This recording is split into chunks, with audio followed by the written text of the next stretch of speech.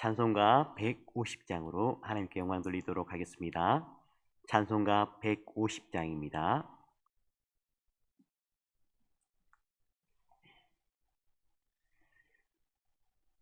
찬송가 150장입니다.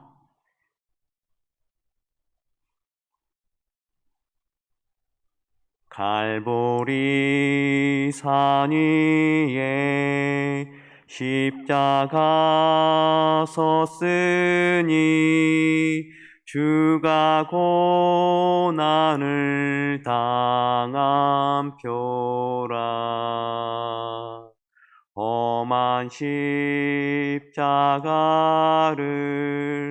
내가 사랑함은 주가 보혈을 흘림이라. 최후 승리를 얻기까지 주의 십자가 사랑하리. 빛나면 멸류관 받기까지 험한 십자가 붙들겠네. 멸시천대 받은 주의 십자가에 나의 마음이 끌리도다. 귀한 어린 양이 세상 죄를 지고 험한 십자가 지셨도다.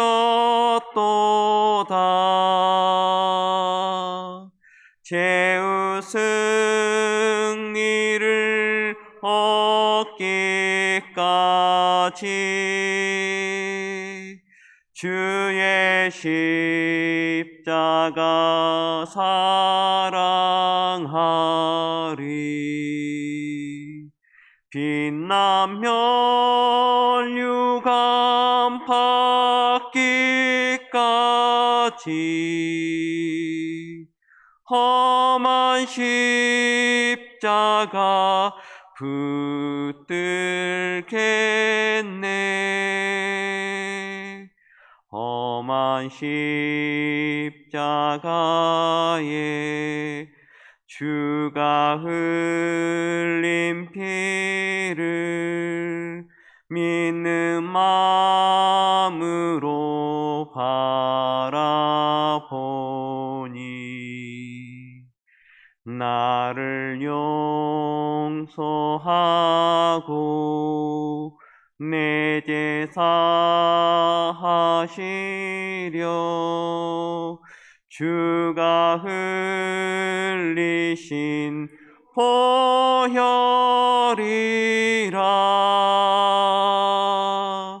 최후 승리를 얻기까지 주의 십자가 사랑하리. 빛나면 멸류관 받기까지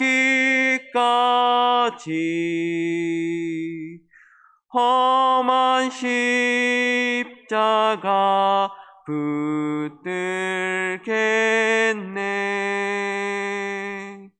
주님 예비하신 나의 본향집에 나를 부르신 그날에는 영광 중에 계신 우리 주와 함께 내가 죽도록 충성하리.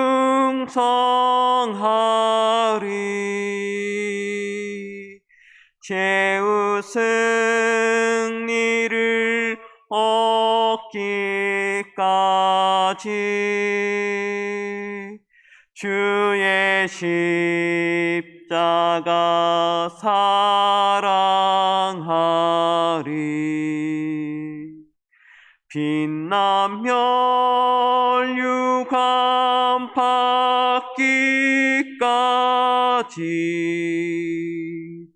험한 십자가 붙들겠네.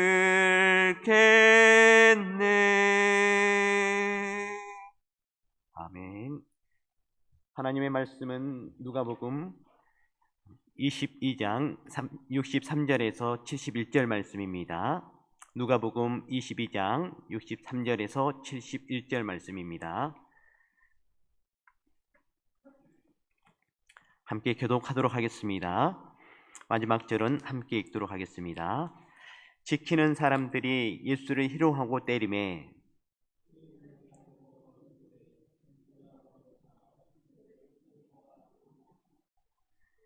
이 외에도 많은 말로 욕하더라.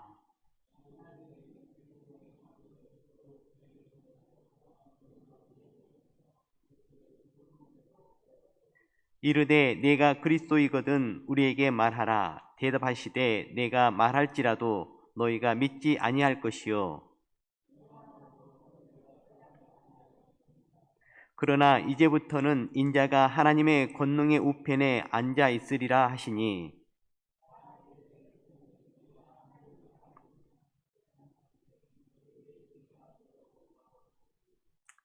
그들이 이르되 어찌 더 증거를 요구하리요 우리가 친히 그 입에서 들었노라 하더라. 아멘. 예수님은 제자들에게 삶의 모범이십니다.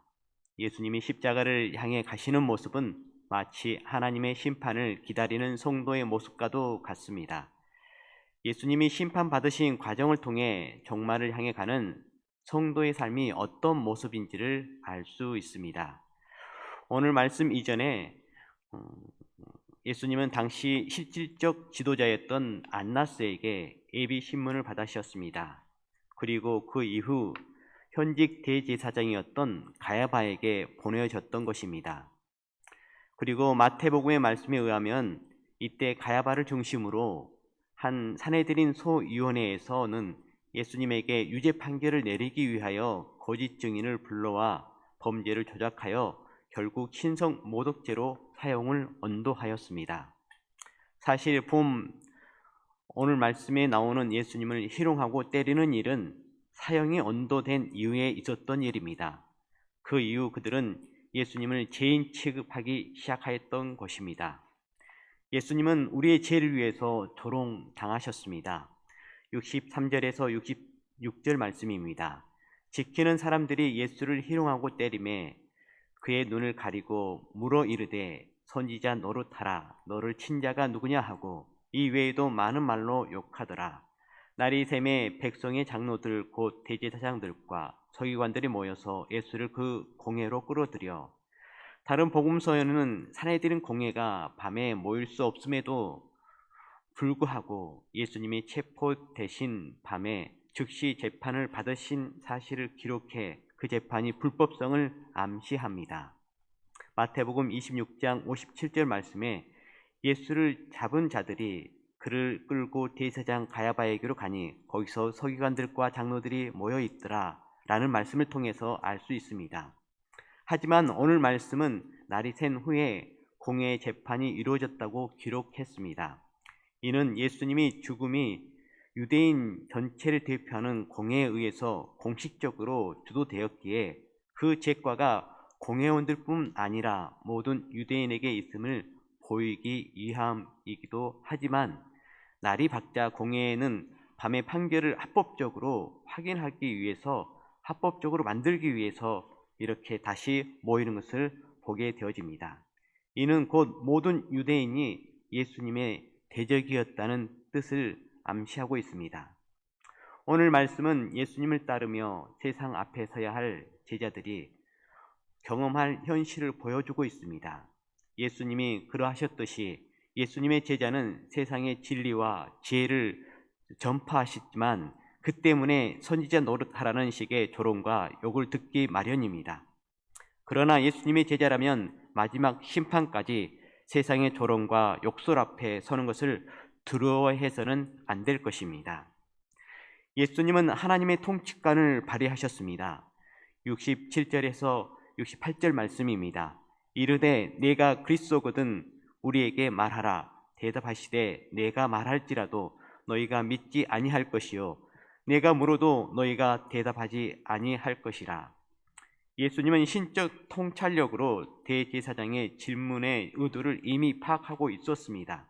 그의 의도는 예수님을 죽이려는 증거를 잡기 위함이었지 심판에서 우러나오는 진심에서 우러나오는 질문이 아니었습니다.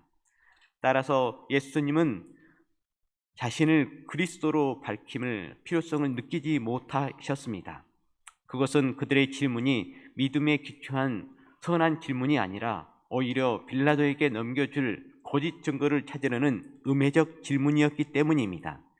사실 예수님께서는 이미 간밤에 예비 신문에서도 자신이 메시아임을 밝힌 바 있었지만 그들 중 누구도 이를 믿지 않았습니다.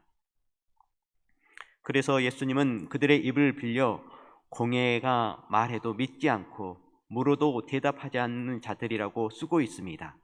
이는 보아도 보지 못하고 들어도 듣지 못하는 말씀이 연상됩니다. 이들이 심판을 피하지 못한 것을 암시합니다. 이들은 예수님의 유무죄를 가리기 위한 재판을 연 것이 아니었고 예수님도 그 사실을 잘 알고 계셨습니다. 이어서 예수님은 이제부터 원래 이스라엘 왕이 차지할 자리인 하나님의 권능의 우편에 앉겠다고 하십니다. 당시는 공회가 하나님의 통치권을 발휘하는 기구였습니다. 그러나 이제 공회의 시대는 끝났고 예수님이 하나님의 권능을 발휘하실 것입니다. 예수님을 따르는 우리도 세상의 관점에서는 약해 보이나 실상은 하나님의 권세를 발휘하는 통치자로서 세움을 받았음을 늘 기억하시길 바랍니다. 69절 말씀입니다. 그러나 이제부터는 인자가 하나님의 권능의 우편에 앉아 있으리라 하시니 예수님께서 하나님의 권능의 우편에 앉는다는 것은 만물의 주관자 되신 하나님과 함께 세상 통치의 동반자가 되심을 가리키는 것입니다. 비록 지금은 죄인 아닌 죄인의 신분으로 사내들의 재판을 받고 있지만 조금 있으면 부활과 승천을 통해서 만물의 심판자가 되어 이 세상의 제약된 세력과 지금 예수님을 위법으로 신문하는 사내들인을 심판하실 것을 역설적으로 보여주고 있는 것입니다. 예수님께서는 영광을 선포하여 주셨습니다. 70절에서 71절 말씀입니다. 다 이르되 그러면 내가 하나님의 아들이냐 대답하시되 너희들이 내가 그라고 말하고 있느니라. 그들이 이르되 어찌 더 증거를 요구하리요 우리가 친히 그 입에서 들었노라 하더라. 내가 하나님의 아들이냐라는 구절은 원어에서는 내가 하나님의 아들이구나라는 뜻으로도 해석이 됩니다. 이에 예수님은 너희가 내가 그라고 말하고 있구나라고 대답하십니다. 이 애매모호한 대화는 공회가 예수님을 하나님의 아들로 인정하고 예수님이 그것을 받아들이시는 듯한 모습으로 해석될 수 있습니다. 물론 그들은 예수님을 죽이려고 특정 증언을 유도한 것이지만 하나님은 이 대화를 통해 공회가 예수님을 당신의 아들로 인정하게 하셨고 더 이상 증거는 필요 없다라고 선언하게 하셨습니다. 물론 이 선언은 사형에 처할 증거가 충분하다는 뜻이지만 또한 예수님이 하나님의 아들이라는 증거가 충분하다는 말도 됩니다. 이처럼 예수님의 고난은 하나님의 섭리 안에서 영광의 선포로 변화되었습니다. 지금도 하나님은 우리의 고난을 통해 그 나라의 영광을 선포하실 것입니다. 우리도 누군가에게 당신은 예수님을 믿는 사람입니까? 라고 위협적인 질문을 받는다면 우리는 담대하게 서슴없이 네, 그렇습니다.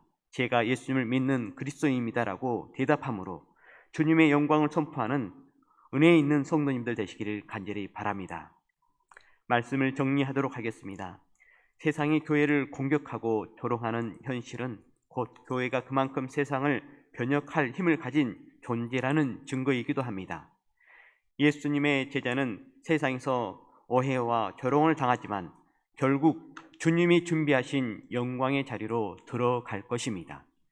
예수님이 보이신 모범을 따라 우리도 당당하게 진리를 선포하는 복된 성도 여러분 되시기를 간절히 바랍니다. 기도하도록 하겠습니다. 사랑이 많으시고 은혜가 많으신 하나님 아버지, 오늘 하루를 기도로 시작하게 해주셔서 너무너무 감사합니다. 하나님, 저희들 기도할 때에 힘 더해 주시옵소서, 믿음 더해 주시옵소서, 더욱더 간절함으로 소망 가운데에 인내함으로 간구케 하여 주시옵소서. 그래서 시일 내에 하나님의 은혜가 저희들의 삶 가운데에 복되게 나타나는 역사 있도록 도와주시옵소서. 우리 교회 가운데 하나님의 은혜가 가득할 수 있도록 도와주시옵소서. 하나님, 세상의 유혹과 조롱들이 있더라도 하나님 저희들 담대하게 해주시옵시고 그러한 것들을 이겨나가는 그런 승리하는 우리 모든 성도님들 되어줄 수 있도록 도와주시옵소서. 하나님의 영광을 선포하며 예수 그리스도의 십자가의 사랑이 저희들을 통해서 온전히 이 영도 지역에 증거되는 역사 있도록 도와주시옵소서. 그래서 문 영혼들이 주께로 매주마다 나와서 구원받는 은혜가 있도록 아버지 축복하여 주시옵소서. 코로나가 소멸되기를 하나님께 간구합니다. 하나님, 속히 소멸되어서 모든 성도들이 나와 함께 예배하며 주님을 찬양하며 주님께 기도하며 온전히 나가는 은혜 있도록 도와주시옵소서. 모든 성도들 하나님 아버지 오고 가는 길 늘 지켜주셔서 아버지 복되게 해주시옵시고 아버지 성도님들 가운데에 또 질병으로 인해서 하나님 또 여러 가지 형편상 어려운 성도들이 있습니까? 주님께서 보호해 주시옵시고 치료해 주시옵시고 회복되는 은혜 있도록 주여 도와주셔서 늘 하나님의 영광만이 나타나게 해주시옵시고 평안의 은혜가 있어서 늘 주님을 찬양하는 복된 성도님들 되어줄 수 있도록 도와주시옵소서. 오늘 하루도 주께 의탁합니다. 주님 인도해 주시옵시고 축복해 주시옵시고 평안의 하루 되게 해주시옵시고 말씀에 온전히 순종하며 나아가는 복된 하루 되게 하여 주시옵소서. 주님께 모든 걸 영광을 드렸고 이 모든 말씀을 예수 그리스도의 이름으로 기도드렸습니다. 아멘.